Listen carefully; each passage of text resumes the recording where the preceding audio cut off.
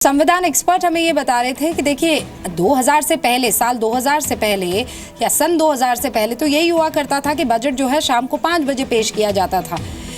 आज भी इस चीज को एक बार फिर से किया जा सकता है इस केस में, जब सांसद ई अहमद हमारे बीच नहीं रहे हैं। इसी बीच देखिए प्रधानमंत्री नरेंद्र मोदी ने अफसोस जताया है, उन्होंने बाकायदा ट्वीट किया है। उन्होंने कहा है कि समुदाय के सशक्तिकरण के लिए ई अहमद के कामों को पश्चिम एशिया के साथ केरल के विकास के लिए भी उन्होंने काफ़ी अच्छा काम किया है। पश्चिम एशिया के साथ भारत के मजबूत संबंधों में ई अहमद की अहम भूमिका रही है।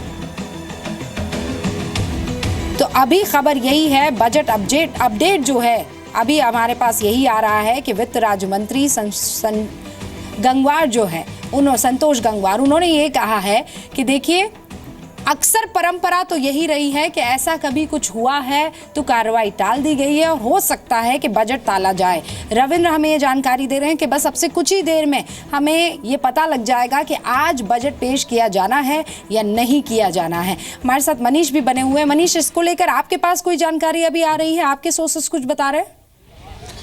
देखिए रूपका, कई तरीके के यहाँ कंसर्न जताए जा रहे हैं, क्योंकि आप जान रहे हैं कि बजट में जिस तरीके से फैसले ले लिए गए हैं उसको अनाउंस करना है, ज़्यादा देर होल्ड करना एक बहुत बड़ा यहाँ पर एक थ्रेट है इस लेवल से, क्योंकि हो सकती है कुछ इन्फॉर्मेशन लीक हो जाए जिसका फ़ायदा किसी न किसी को मिल जाए। और इसका एक रास्ता भी निकालने की बात हो रही है कि पहले श्रद्धांजलि दे दी जाए, बजट पेश कर दिया जाए और कल के दिन छुट्टी पार्लियामेंट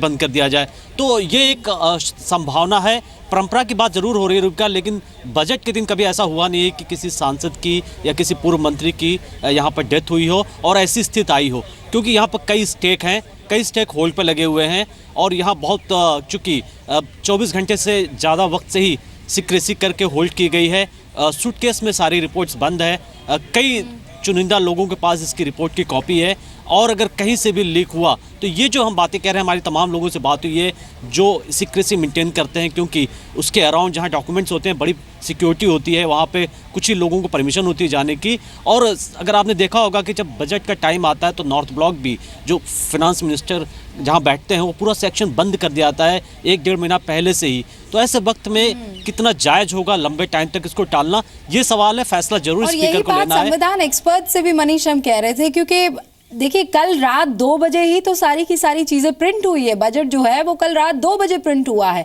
पूरा का पूरा स्टाफ वहां से हिला नहीं जहां पर इसे प्रिंट किया गया है।